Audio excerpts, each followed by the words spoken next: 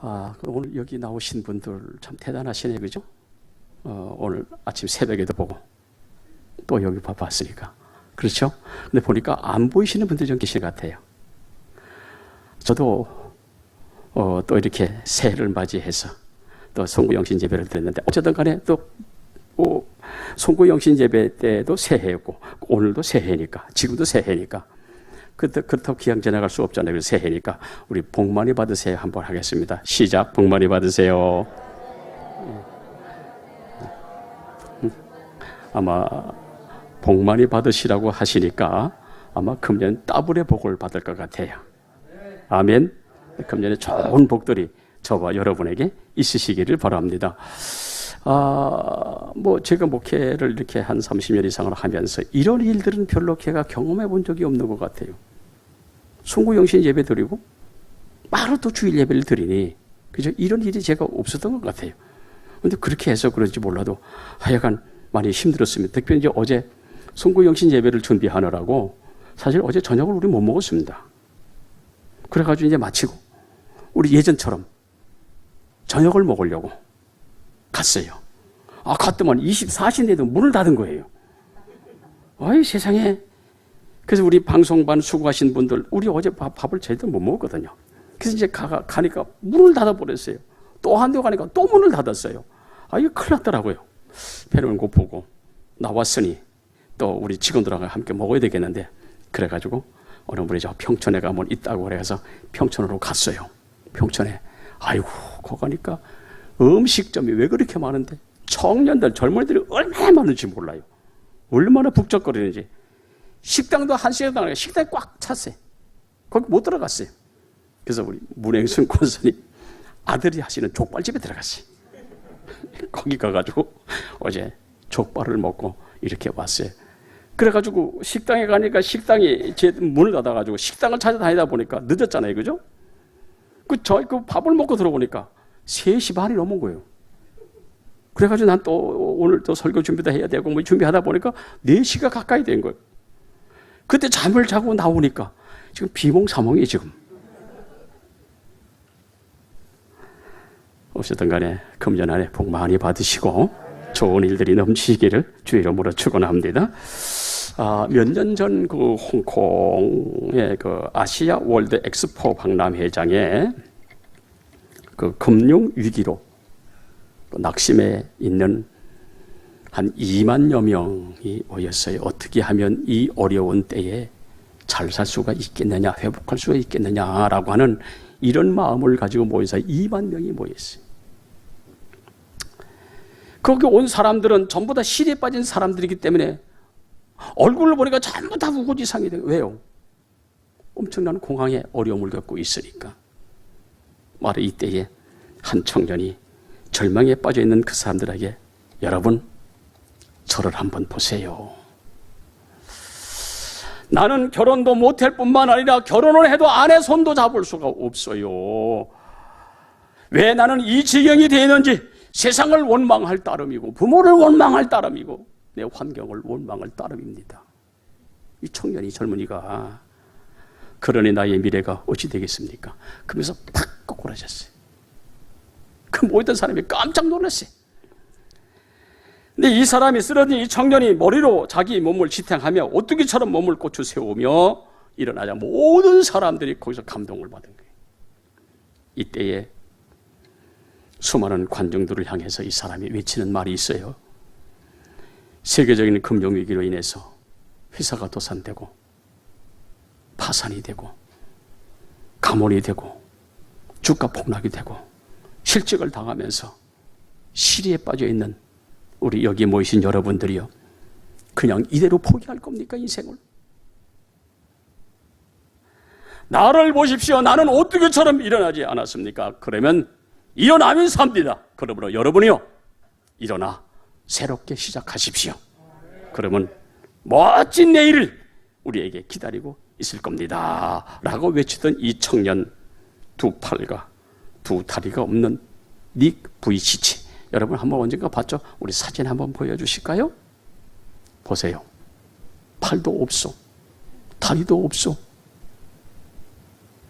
기적이 나에게 오기를 바라며 살 수 있지만 내가 기적이 되어 찾아갈 수도 있다라고 이야기하는 좀 비치지. 저번에 수많은 사람들 모인 자리에 일어서라, 일어나야 우리가 산다 라고 외쳤던 바로 저 젊은이. 우리는 몇 해 동안, 이미 3년 동안이죠, 코로나 때문에 긴 터널을 지나오며 참 실망과 좌절을 많이 겪었어요. 도산도 되고 파산도 되고 감원도 되고 주가 폭락도 되고 실직도 돼요. 지금 여러 가지 고통을 당하는 것을 보면서 우리는 무엇을 해도 스스로 일어설 수 없는 연약한 존재구나. 아이고 보이지 않는 그 바이러스에 사람이다. 그래도 제가 그래도 한 덩치 하잖아요, 그죠? 70kg 나가면 한 덩치 하죠, 뭐. 나도 그 바이러스에 쓰러져 내가 쓸 줄 누가 알았겠어요. 그래서 하나님의 은혜가 아니면 살 수 없는 존재로구나. 여러분, 우리 지금도 코로나, 어저께도 어떤 분이 권사님처럼 목사님 또 걸렸어요. 또 걸렸대요. 권사님이. 나 어떻게 하면 좋겠습니까? 이렇게 전화가 왔어요. 제가 전화로 기도해 드렸습니다만은, 여러분 정말입니다. 하나님의 은혜가 아니면 살 수 없는 연약한 존재가 우리인 것 같아요. 이뿐만 아니라 코로나는 인간 가치관과 우리 신앙의 모든 신앙과에도 도전을 뒀잖아요. 뭡니까? 관계가 막혔어요. 활동이 제약됐어요. 만남이 거부됩니다. 사실 어쩌면 저도 지난번 코로나 걸려가지고 우리 성도를 만나기가 참 죄송스럽더라고요. 그래서 내가 오죽하면 나하고 악수하지 말자 그랬어요. 왜? 만남이 거부되고 여러분 필요한 것을 하지 못하는 연약한 존재, 우리는 경험했고 지금도 그분들이 확진된 분들이 지금도 가정에서 아주 고통 중에 있어요. 지금 몇 분이 또 아마도 회복돼서 나오신 분들도 계시고요. 제가 혹시 설교하다가 아직까지 막 기침이 막 나요. 혹시 기침하더라도 여러분 이해해 주세요. 뭡니까? 참 연약한 존재가 우리인 것 같아요. 그래서 아마도 새해에는 아마도 코로나 이전과 코로나 이후의 삶이 아마도 얼마나 달라져 가고 있는가를 아마도 볼 수 있을는지 모르겠어요. 아마 보게 될 겁니다. 이러한 때에 우리 성도들이 사는 비결이 뭘까요? 다른 것 없더라고. 우리 경험했잖아요.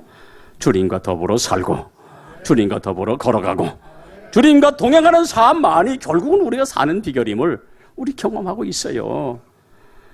빌립보, 오늘 제가 기도하면서 시작했던 빌립보 4장 13절, 내게 능력 주시는 자 안에서 내가 모든 것을 할 수 있느니라. 예수 안에서 할 수 있고 예수 안에서 잘 살 수 있고 예수 안에서 건강할 수 있고 이런 은혜가 저와 여러분에게 금년에 있으시기를 주의 이름으로 축원합니다. 이 본문을 보면 이제 사도 요한이 예수님에 대해서 이야기하는 내용입니다. 예수는 말씀이 육신이 되어 우리 가운데 거하시는 분이라. 우리가 그분의 영광을 보니 은혜와 진리가 충만하더라. 그러면서 오늘 16절에 은혜 위에 은혜로라. 오늘 여기 계신 분들이, 오늘 이 시간 여기 계신 분들이요, 은혜 위에 은혜가 있는, 은혜 위에 은혜가 덮어쓰는, 더블 은혜가 되어지는 그런 은혜를 받고 살아가는 우리 금년 한 해 되시기를 축원합니다. 여기 은혜 위에 은혜란 무슨 이야기입니까? 이건 은혜의 최상급 표현을 가리킵니다. 은혜 위에 은혜니까 은혜 받고 또 은혜 받고, 오늘 여기 계신 분들이요, 은혜 받고 또 은혜 받고, 이런 한 해가 되어지기를 바랍니다. 그래서 우리가 끊임없는 하나님의 은혜를 우리 마음속에 채우면, 은혜 위에 은혜를 우리의 삶 속에, 우리 마음 속에, 우리 신앙 속에 채우면, 여러분 세상에 넘어짐이 있다 할지라도 일어나는 역사가 일어날 줄로 믿습니다. 우리 2022년 살아왔어요. 2020년 살지만은 역시 금년도 만만치는 않을 거예요. 그죠? 세상 보십시오. 그러나 은혜 받으면, 은혜 위에 은혜가 임하면 우리는 일어서게 될 줄로 믿습니다. 그 이유는 다른 거 아닙니다. 주님의 은혜는 고갈되지 아니하는 아주 풍성한 은혜입니다. 구약 성경부터 우리 신약 성경 쭉 읽고 오늘까지 이르면서 성경 읽어보십시오. 하나님은 무한하신 능력의 하나님이시고 그분은 풍성한 은혜 주시는 분이라. 지금도 여러분 그 은혜가 우리에게 임하고 있잖아요. 그러므로 그분의 은혜는 고갈되지 않는 은혜란 말이죠. 풍성한 은혜, 우리 금년 안에 이 풍성한 하나님의 은혜 마음껏 받으시고 마음껏 누리시고 그 은혜에 감사하는 저와 여러분이 되시기를 축원합니다. 금년에 우리 교회 표가 있어요. 뭐죠? 표, 새로운 도약이라고 그래서 한번 정해봤어요. 은혜 위에 은혜가 임하면 일어서게 될 것이고 용기 얻게 될 것이고 잘 나가게 될 것이고, 그래서 코로나로 인하여 움츠렸던 우리들의 모습이 이제는 코로나 문제도 서서히 문제가 해결돼 가고 있으니 새로운 도약으로 내가 살고 내 가정이 살고 교회가 살고, 아멘, 이런 역사가 일어났으면 좋겠습니다. 그래서 우리 교회가 은혜를 받아가지고 일어서야 합니다. 아멘. 우리 주일학교도 일어서야 합니다. 우리 가정도 일어서야 합니다. 우리 자녀들도 일어서야 됩니다. 우리 사업장도 일어서야 합니다. 우리 모두가 일어서야 합니다.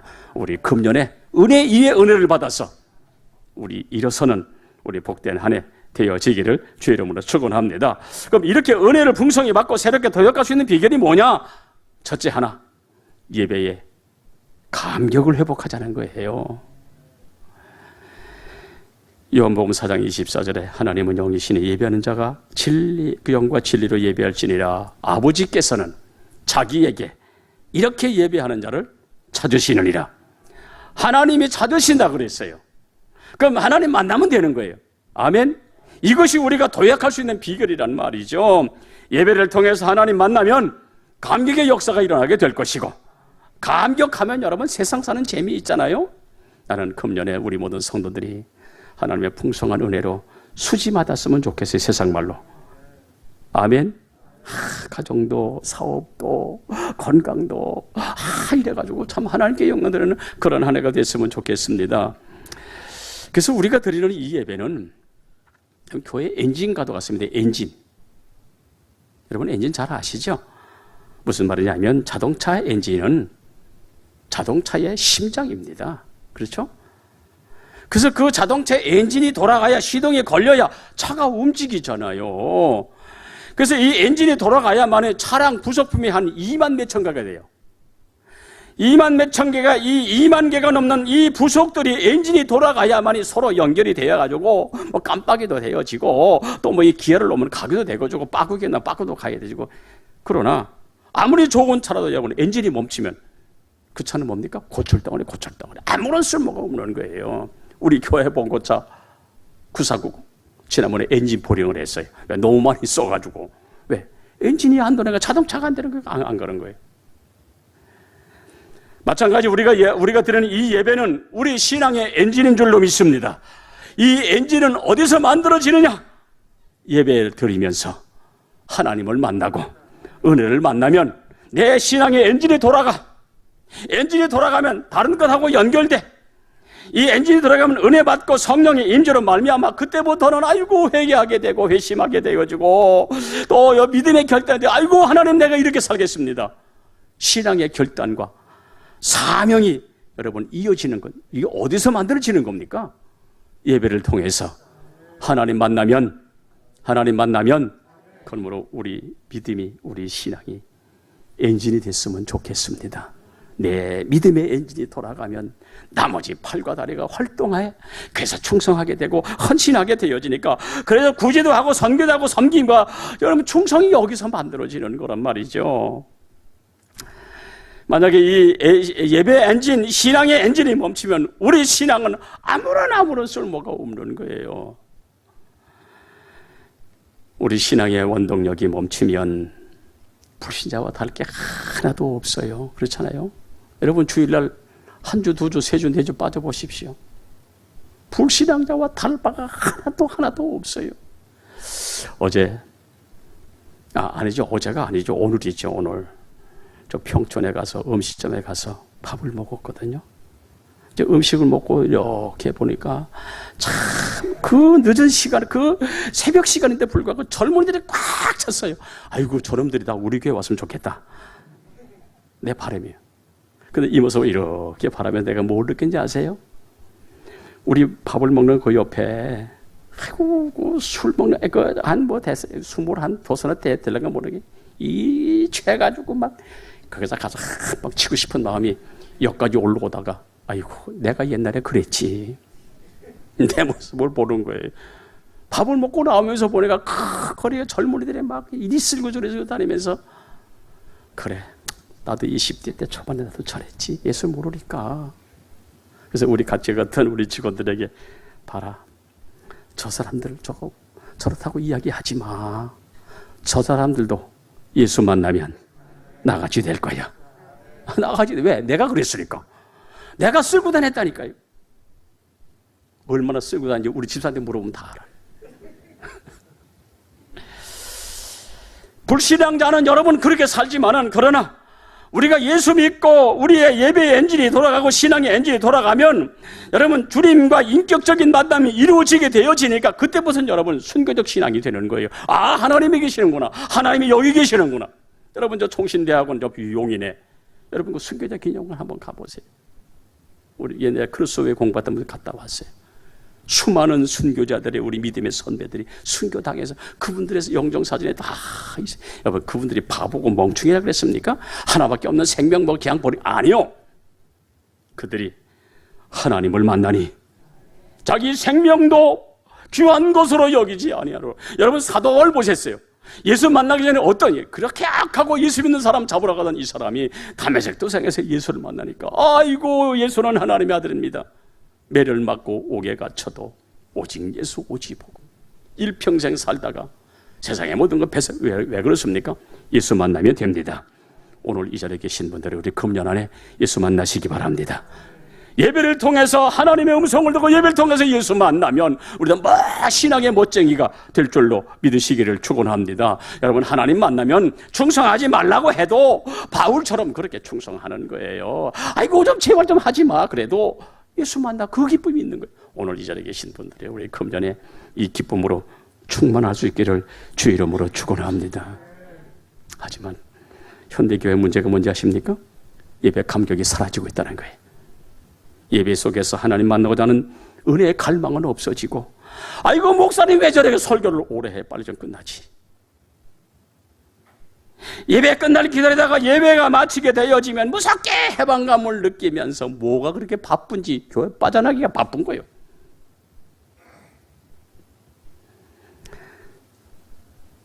코로나로 영적 각성이 필요한 때에 우리는 예배 드리고 하나님 만날 수만 있다면 축복인 줄로 믿습니다. 그런데 예배의 엔진이 꺼져서 내 신앙의 엔진이 꺼지고 그 심장이 여러분 멈추게 되었지만 손에 누가 보는 거예요? 결국 내가 보는 거예요. 여러분 우리 하나님 만남의 모습이 어디서 그 하나님 만남의 역사가 이루어집니까? 하나님 앞에 예배 드리면서 하나님의 음성을 듣고 하나님 만나면 하나님의 축복의 주인공이 될 줄로 믿으시기를 축원합니다. 여러분 기억하십시오. 예배는 영적 상태에 대한 숨김없는 반응입니다. 그 사람의 영적이 어떤 모습에 대해서 예배 모습이 달라진단 말이죠. 누구라도 자신의 영적 수준을 능가하는 예배는 드릴 수가 없어요. 나아가 예배의 그 이상의 삶도 살아갈 수가 없습니다. 그러므로 예배 드리는 예배 수준이 그 사람의 신앙 수준이고 예배에는 그 사람의 영적 생활에 육적 생활에 지대한 영향을 끼치기 때문에 그러므로 여러분 우리 금년에 예배 잘 드리는 아멘 예배를 통해서 은혜 받고 예배를 통해서 주의 음성 듣고 예배를 통해서 하나님 만나는 놀라운 역사가 우리 모두에게 있기를 바랍니다. 어떤 부부가 주일날 교회에 나왔다가 돌아가며 싸움이 일어났어요. 부부가. 그 이유가 바로 있더라고요.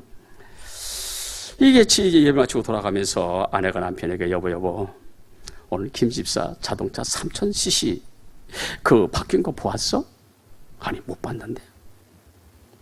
그럼 그 장로님 부인 권사님이 밍크 코트 입고 온 거 봤어? 아니 몰라 나 못 봤어. 그러면 오늘 목사님이 설교하실 때에 넥타이가 삐뚤어졌어? 안 삐뚤어졌어? 그거 봤어? 아니 그것도 못 봤는데. 열이 싹싹 올라오는 그 아내가 남편에게 또 이런 말을 하니 그러면 오늘 성가대 찬양하는 이집사 여기 이집사 없죠 그죠? 오해하지 마시고 하는데 찬양하는 이집사 입술이 빨간 거 봤어? 그냥 남편이 아니야 나 못 봤어. 열이 아주 바짝 오른 아내가 다시. 그럼 예배 시간 당신 뭐 하고 있었어? 누굴 본 거예요? 잠을 잔 거예요? 이렇게 따져묻자 남편이, 아니 목사님 설교하실 때 나는 예수님을 생각했지 내가 뭐긴 뭘 봐. 이것 때문에 두 부부가 예배 마치고 돌아가다 싸움이 일어나가지고 은혜를 다 쏟았다는 그런 이야기가 있습니다. 여러분, 이 아내는 예배를 보았고 남편은 예배를 드렸고, 오늘 이 시간 여러분이요, 예배를 보는 것이 아니라 예배를 드리는 그런 시간인 줄로 믿습니다. 여러분, 물론 우리가 예배를 드리면서 예배 시간에 말씀 전하는 목사님도, 아이고 저 목사님 오늘 넥타이가 잘 됐나 안 됐나, 내가 오늘 여기 나오면서도 이렇게 한번 다시 거울을 보고 나왔어요. 그것도 보이잖아요, 그죠? 뭐 장로님도 보이고 우리 성가대원들도 보이고 또 뭐 이렇게 뒤에 앉으신 분들은 앞사람의 머리를 또 이렇게 보잖아요, 그죠? 아이고 새집 졌나 안 졌나, 그것도 이거 다 보잖아요. 아이고 저 집사님 입술이 왜 저렇게 빨가, 뭐 그럴 수도 있잖아요, 그죠? 뭐 이런저런 옷을 입고 온 것도 보이고, 뭐 또 핸드폰 만져거리는 것도 보이고, 또 어디 꼬박꼬박 조는 사람도 보여요. 뭐 나도 지금 그거 봐요. 그러나 우리가 예배에 성공할 수 있는 가장 중요한 비결은 예배 드리는 것에 초점을 맞추다 보면, 말씀에 귀를 기울이다 보면 이런 거 저런 거 안 보이는 거예요. 이게 진정한 예배입니다. 아이고 예배 드리면서 아이고 오늘 저 집사는 왜 저 옷을 입고, 왜 저 사람 입술은 왜 이렇게 빨고, 왜 못은 이렇게 뭐 이렇게 까치집을 줬을까? 여러분 이거 보러 여기 왔어요? 아니잖아요. 예배를 드리면서 하나님의 음성을 듣고 하나님을 만나러 오셨으면 하나님 만나고 돌아가야지. 아이고 이 집사 어떻고, 아이고 막 집사 어떻고, 뭐 이게 무슨 예배가 되겠어요. 우리 예배를 통해서 하나님 만나고 진한 감동을 받아서, 아멘, 우리 감동의 한 해가 되었으면 좋겠습니다. 여러분, 사람을 만나고 사람을 보고 돌아간다면 여러분 이건 하나님 만난 게 아니잖아요. 그래서 예배 보는 자가 되지 말고 예배 드리는 자가 되어지기를 주의 이름으로 축원합니다. 예배 드리는 자가 돼야 내가 살고 내 신앙이 살고 내 가정이 살고 내 믿음이 사는 거예요. 그러나 보고 가는 신앙은 아무런 역사가 없다는 말이죠. 우리 금년 한 해 예배 성공자가 되어서, 아멘, 우리 아까 찬양 때 찬양했죠. 우리 예배 성공자가 돼서 주님 주시는 은혜로, 아멘, 해같이 빛나는 아주 놀라운 역사가 우리의 신앙의 간증거리가 됐으면 좋겠습니다. 두 번째로, 말씀의 은혜가 풍성해야 합니다. 이사야서 55장 2절, 나를 청동하라. 이 말은 뭡니까? 내 말을 들어라. 그리하면 너희가 좋은 것을 먹을 것이며 내 마음에 기름진 것으로 즐거움을 얻으리라. 우리 금년에 하나님 말씀을 듣는 중에 좋은 것을 먹고 기름진 것을 먹고, 이 말은 뭐예요? 우리 가정이 잘 되고 하는 일이 잘 되고 범사가 잘 되고 아멘 할 때까지 내가 할 거네. 여러분 모든 일들이 잘 되시길 바랍니다. 하나님 말씀을 청종하는 자는 예나 지금이나 여러분 좋은 일들이 있잖아요. 왜요? 하나님이 은혜를 주시니까. 예를 들어 볼까요? 창세기 12장에 어느 날 하나님이 아브라함에게 말씀하시기를 너는 본토 지작 아비를 떠나라 하심으로 아브라함이 지체 없이 떠났어요. 그 부르심을 따라서 하나님의 지시를 하시는 곳으로 떠나게 되어지니까, 여러분 창세기 12장 2절 3절에 뭐라고 기록했습니까? 내가 내 이름을 장대케 하리니 너는 복이 될지라. 오늘 이 자리에 계신 분들이요, 세상에서 복이 되시기를 주의 이름으로 축원합니다. 하나님이 아브라함을 부르셨다는 것은 여러분 아브라함 개인에게 있어서 엄청난 축복입니다. 여러분 성경을 한번 읽어보시죠.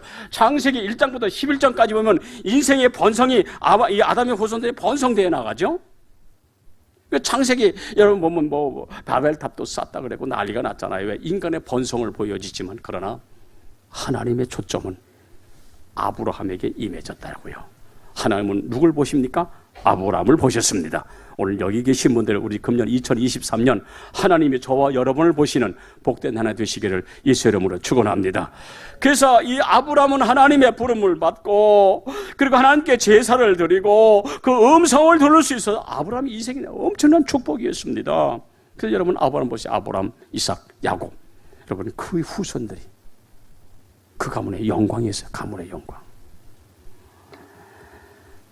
마찬가지 하나님이 이 시대에 우리를 부르셨습니다. 우리를 불러 예수 믿게 하시고 구원받게 하시고 영혼이 잘된 같이 범사도 잘되게 해주실 뿐만 아니고 아브라함처럼 하나님 말씀을 들을 수 있어서 순종할 수 있으니 여러분 이것이 우리의 복인 줄로 믿습니다. 이것이 우리의 가문의 영광이 되시기를 주의 이름으로 축원합니다. 여러분 그렇잖아요. 예수 믿는 사람의 가정 얼마나 그게 귀한 복입니까? 창세기 12장 이후에 보시면 잘 나타나 있어요. 아브라함이 본토 친척 아버지 집을 떠날 때 혼자 갔어요? 아니요. 조카 롯과 같이 갔어요. 아브라함은 하나님 말씀을 들으며 살아가는 반면 롯이라고 하는 이 사람은 자신을 믿고 살아가는 거예요. 결국 하나님의 말씀을 따라갔던 아브라함과 그의 후손들은 가문의 영광이었지만 사람을 따라서 자신을 믿고 살아갔던 이 롯은 여러분 소돔과 고모라 유황불 세례할 때 그 가정의 영광이에요? 수치요? 수치야지 수치. 이런 관점에서 보면 세상에는 두 종류의 사람이 있어요. 하나님 말씀을 따라 살아가는 사람, 사람을 따라 살아가는 사람, 하나님의 주권을 인정하며 살아가는 사람, 자기 논리, 자기 생각, 자기 계획을 따라 살아가는 사람. 아브라함은 하나님의 말씀을 최고의 가치로 믿고 살아갔습니다. 롯은 자신의 경험, 논리, 세상적 가치관을 따라 살아갔습니다. 여러분 그 끝이 어땠어요? 하나님 말씀을 최고의 가치로 믿고 살아가던 아브라함을 형통했고 그렇잖아요. 자신을 믿고 자신의 지혜대로 생각대로 살아갔던 롯은 어떻게 해서 불통했어요. 결과가 그 인생을 이야기해주고 있잖아요. 어땠어요? 아브라함은 그의 자손들의 본성의 축복을 보았으나 롯은 결국은 가문의 수치가 되어져요. 그렇다면 그분 말씀이 나를 지배하고 있느냐를 우리 한번 신년 벽두에 한번 생각해 봤으면 좋겠어요. 나의 삶 가운데 하나님의 말씀이 나를 지배하고 있느냐라고 하는 이 문제입니다. 그리고 하나님 말씀을 들을 수 있는 그것이 내 신앙의 모습이냐 우리 한번 생각해보고 우리 한번 금년을 시작할 수 있기를 바랍니다. 여러분 누가복음 5장 1절 이하에 보면 그 기네사렛 호숫가에 어부들이 밤새도록 고기를 잡아서 한 마리 받지 못했어요. 이때 주님이 고기가 있느냐? 아이고 없습니다. 바다 깊은 데로 가서 그물을 내려라. 그랬더니 얼마나 많이 잡혔는지 2배 가득 채우고 그러니까 배가 잠기게 돼. 성경에 그렇게 되어 있잖아요. 아니 어부들이 갑자기 주의 말씀을 따라서 깊은 데로 갔다? 이게 뭡니까? 그럴 수 있는 거 아니요.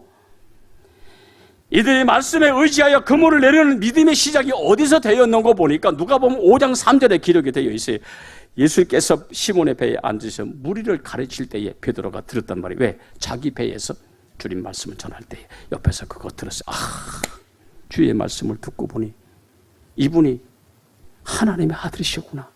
그래 그분이시라면 그분 말씀이라면 그분 말씀대로 하면 복이겠구나 라고 해서 이 여러분 보시오. 어부들이 바다에서 잔뼈가 굵었으니 여러분 고기 잡는 그 일격에 있는 사람 아니겠어요? 근데 그 사람들이 예수의 말씀 듣고 깊은 데로 갔다?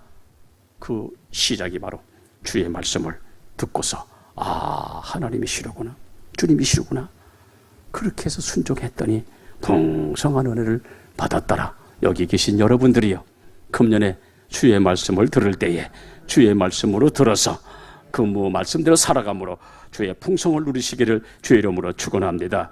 그래서 성도는 말씀이 자산이 되어야 하고 우리는 말씀 속에서 기적을 보아야 하고 말씀이 우리 최고의 가치가 되어야 하는 이유가 바로 여기 있는 거예요. 언젠가 제가 한번 말씀을 드린 적이 있어요. 예수의 가정에서 태어났어요. 아버지가 알코올 중독자예요. 그러니 그 가정이 편할 날이 없어요. 밖에서 아버지가 술 먹고 들어오면 어머니를 두드리고 자녀들을 두드려패니까 여러분 그 가정이 어떤 가정이겠어요? 그렇잖아요? 상처 투족이로 성장한 이 사람 하나님은 없어? 하나님이 어디 있어? 우리 아버지 봐, 우리 엄마 봐, 우리 가정 봐. 하나님이 있다면 이렇게 했어? 이래가지고 이 상처투성이로 성장한 이 사람이 하나님이 없다고 주장하는 철저한 무신론자가 됐어요. 예수는 사람이지 신이 아니요. 그는 종교 지도자일 뿐이고 그런 인간이 지킬 수 없는 그런 법을 만든 사람이야. 이렇게 치부해버렸어요. 왜?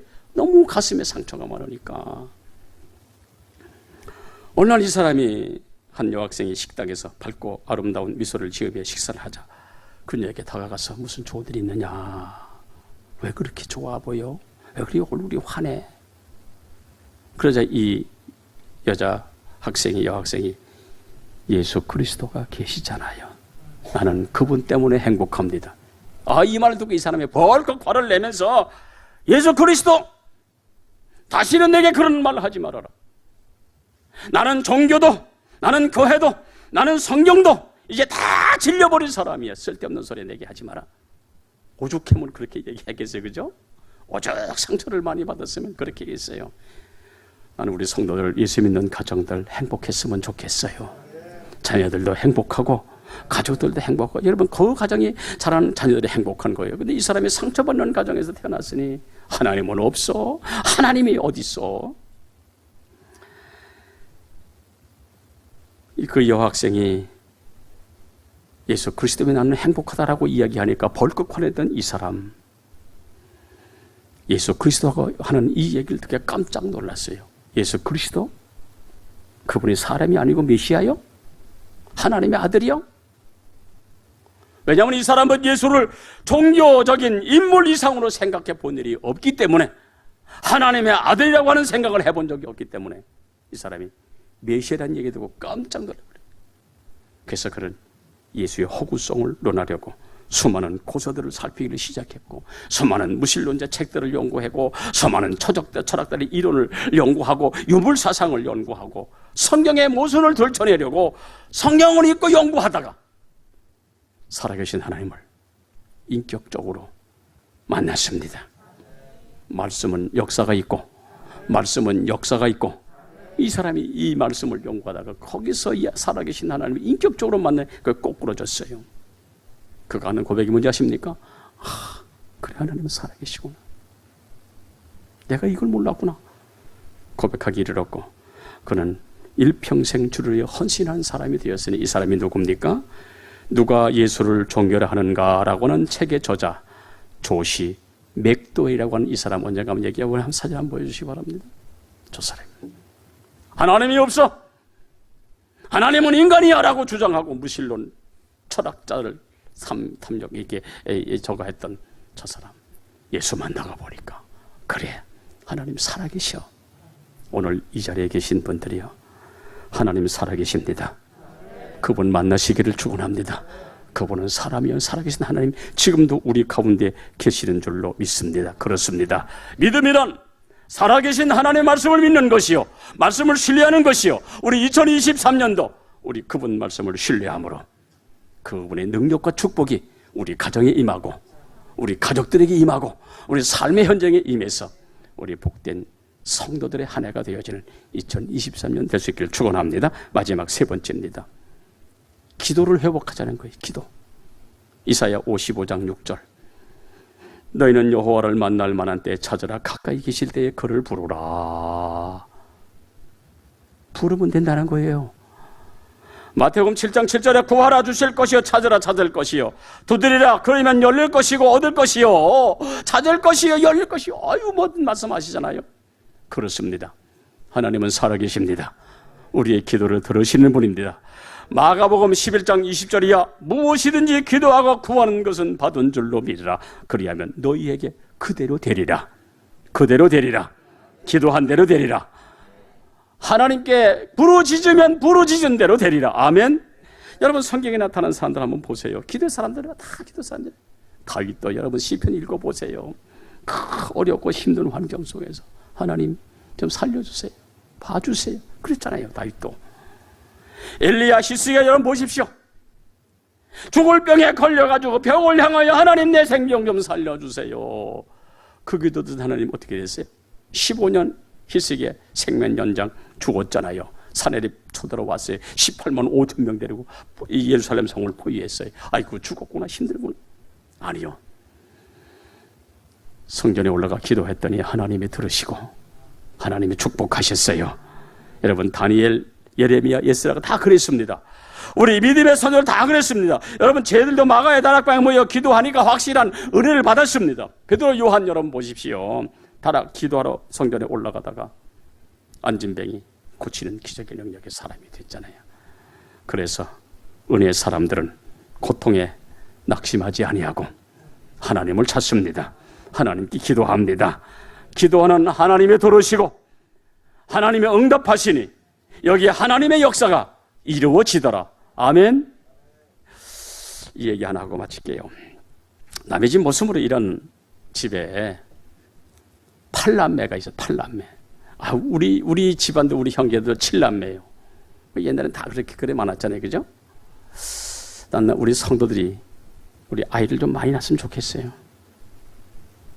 그 생산할 수 있는 그런 그 나이 드신 분들은 좀 나세요. 아무 소리도 안 하시네. 이 집에 8남매 중에 6번째 아들로 태어난 사람이 있었어요. 이 아이가 어릴 때에 친구 따라 강남 간다는 말처럼 친구 따라 교회 나가게 됐어요. 근데 여러분, 이 어린 나이에 아버지가 남의 집에 모습으로 있으니 여러분 어떻게 세요? 그 삶이 너무 힘들잖아요. 그죠? 사람들이 또 손가락질 할 거고 비웃을 거고 조롱할 거고. 왜? 모습집 아들이라고 하는 이것 때문에. 그래서 이 아이가 어린 나이에도 불구하고 이런 마음의 아픔을 가지고 있었던지 몰라도 늘 새벽 기도에 나갔어요.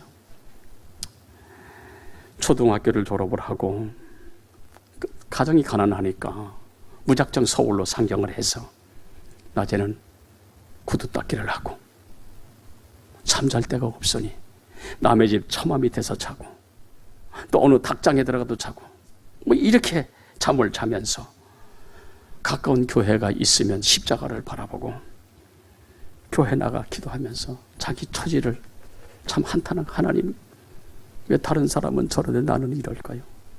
다른 사람은 행복한데 나는 왜 저럴까요? 다른 사람은 부잣집에 태어나는 나는 왜 이럴까요? 안 그렇겠어요, 그죠? 남의 집 모순집에서 태어났으니 이렇게 울면서 하나님 도와주세요. 그렇게 매달리고 기도를 했어요.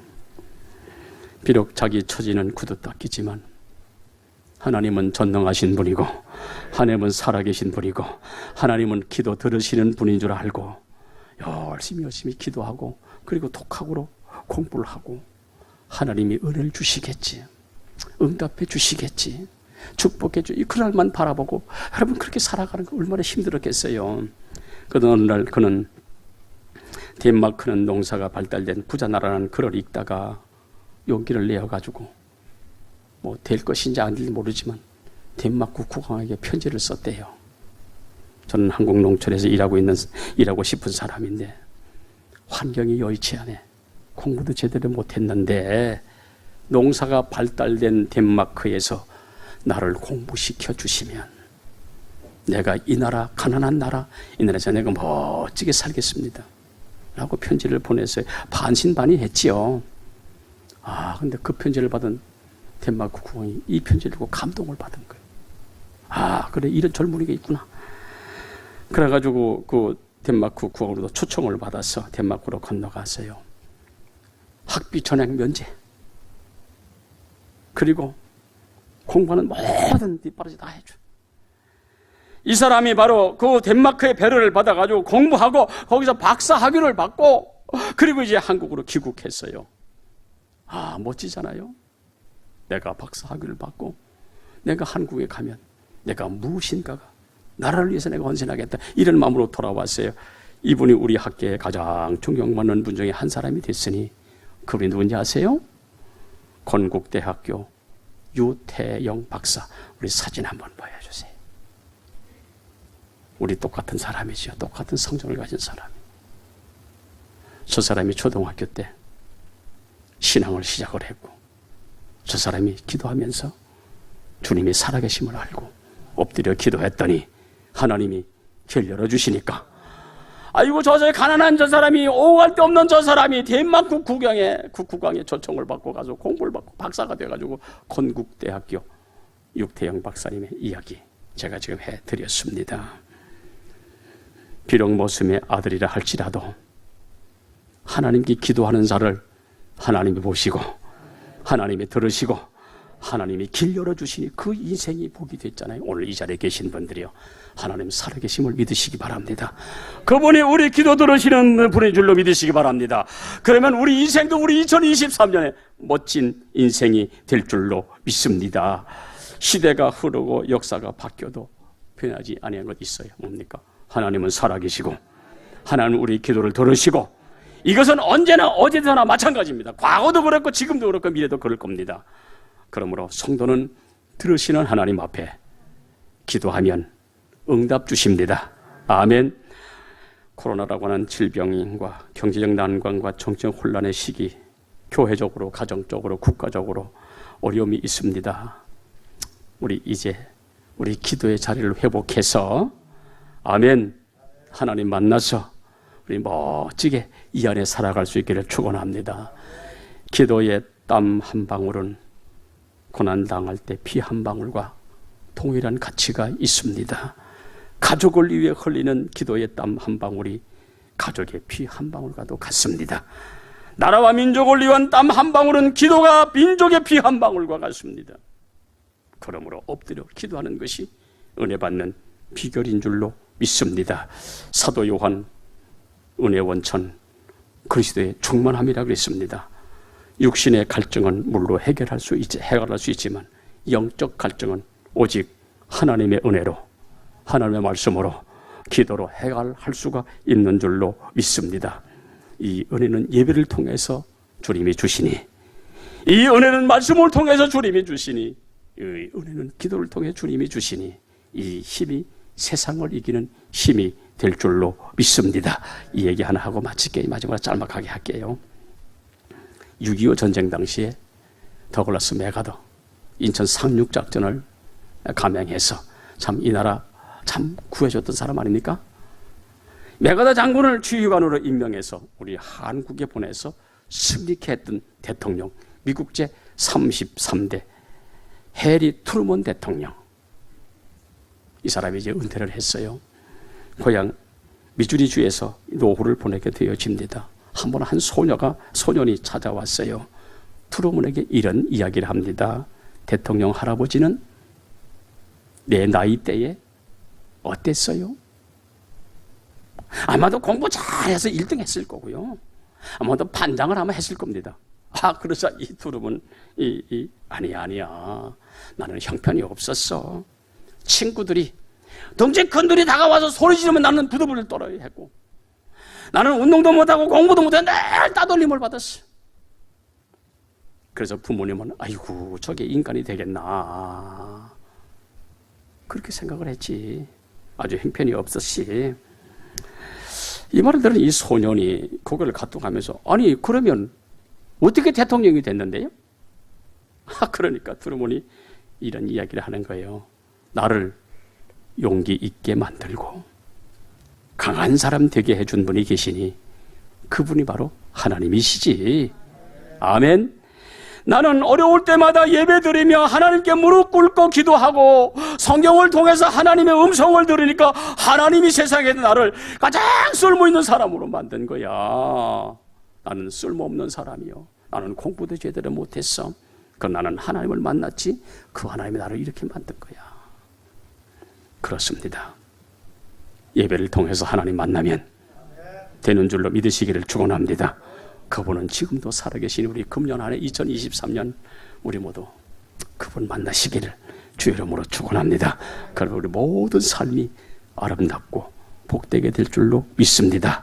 우리 그런 축복의 한 해가 되어지기를 주의 이름으로 축원합니다. 우리 다 일어나시죠. 우리 찬송가 한번 하겠습니다.